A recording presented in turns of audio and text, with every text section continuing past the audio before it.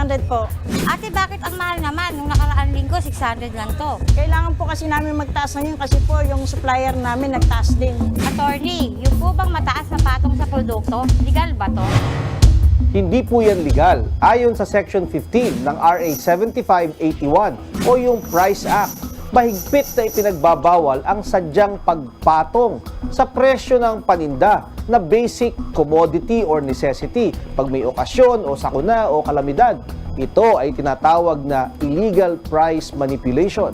Bawal din ang profiteering o yung sobrang patong sa presyo, hoarding o yung pag-iimbak para tumaas ang presyo ng produkto mula sa merkado o yung kartel. Pag-uusap-usap na kontrolin ang presyo ng isang produkto na basic commodity.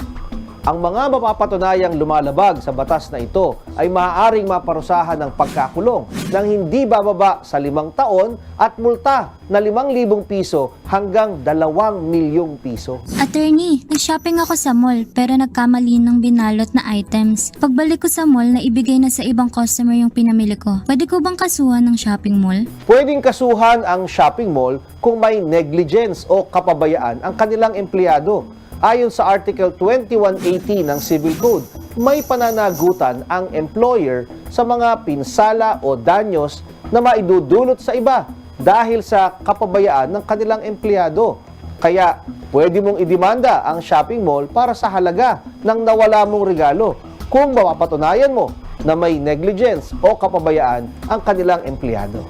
Kung kayo po ay may nais ikonsulta sa inyong lingkod, i-follow lang ang Facebook page ng Good Morning Kapatid. Mangyaring i-private message po ninyo sa akin ang inyong mga katanungan. Maraming salamat. Mga kapatid, Justin Quirino po. Masayang kwentuhan at makapulahang informasyon ang hatid namin tuwing umaga. Kaya't mag-subscribe na at mag-follow sa social media pages ng News 5.